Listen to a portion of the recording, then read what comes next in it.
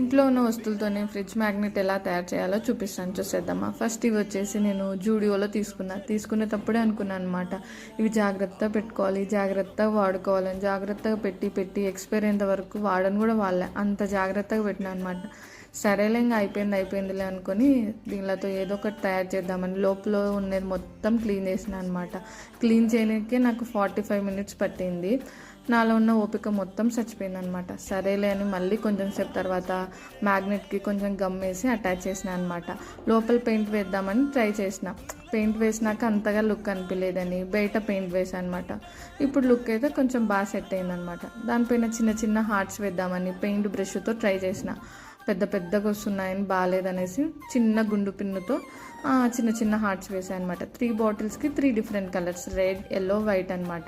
దానిలో చిన్న హార్ట్స్ వేసుకొని పైన ఒక స్టిక్తో ఒక చిన్న క్లిప్ పెట్టాను అనమాట. లుక్ అయితే చాలా నచ్చింది నాకు. మాకు ఫ్రిడ్జ్ వచ్చేసి హాల్లో ఉంటుంది అనమాట. హాల్లో ఉంది కాబట్టి అలా పోయినప్పుడు ఒకసారి, ఇలా పోయినప్పుడు ఒకసారి మనం తయారు చేసినది కాబట్టి ఒక 2-3 days అలాగే చూస్తూ ఉంటాం కదా మనమైతే.